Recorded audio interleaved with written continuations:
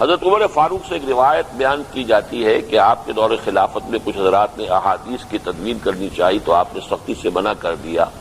اور جو کچھ لکھا جا چکا تھا اس کو تلف کرا دیا۔ سوال یہ کہ یہ روایت کیا درست ہے؟ میں تو اس روایت کو تو جب تک کہ اس کا کیا وہ ہے صغرا کبرا میں نہیں کہہ سکتا، لیکن ایک بات اصولی اعتبار سے صحیح ہے، خود حضور نے روکا ہے۔ آپ نے اپنی زندگی میں لا تکتبوا انی الا القرآن، میری طرف سے کوئی شے نہ لکھو سوائے قرآن کے، اور یہ میں سمجھتا ہوں کہ بہت صحیح آپ کا فرمان تھا، اس لیے کہ اس زمانے کا آپ تصور کیجئے،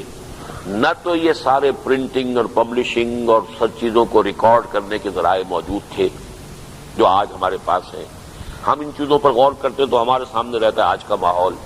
وہ تو زمانہ ایسا تھا کہ اس میں جو بھی تھوڑا بہت لکھنے میں کسی کے پاس آ گیا، کسی کے پاس کپڑا ہے کوئی اس کے اوپر لکھ دیا ہے، کسی کے پاس وہ اونٹ کے شانے کی ہڈی ہے اسکیپولا، وہ بڑا سا ہوتا ہے چوڑا سا، اس کے اوپر لکھا ہوا ہے۔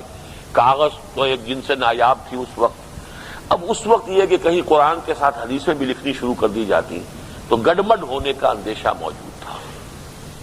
یہ آپ کو معلوم ہونا چاہیے کہ انجیل اور تورات کیا ہے؟ انجیل گڑبڑ ہو گئی ہے، اس میں سیرت بھی آ گئی اور حضرت مسیح علیہ السلام نے جو بھی آپ پر نازل ہوا تھا وہ جو اپنے مواعظ میں کہا وہ بھی آ گیا، سیرت بھی آ گئی۔ قرآن مجید کو آپ نے بالکل پیور رکھنا چاہا کہ اس میں کوئی اور شے شامل نہ ہونے پائے،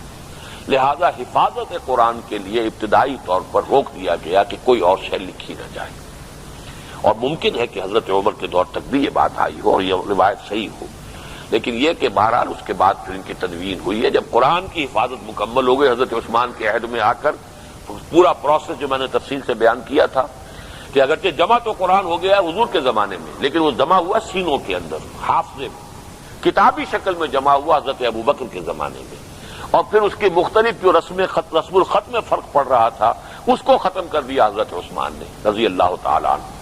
لہذا اس کے بعد سے اب کوئی اندیشہ نہیں کہ قرآن میں کوئی شے شامل ہو جائے یا قرآن میں سے کوئی شے نکل جائے۔ اس کے بعد احادیث جو ہیں جمع کی گئی تو اس میں کوئی حرج نہیں تھی۔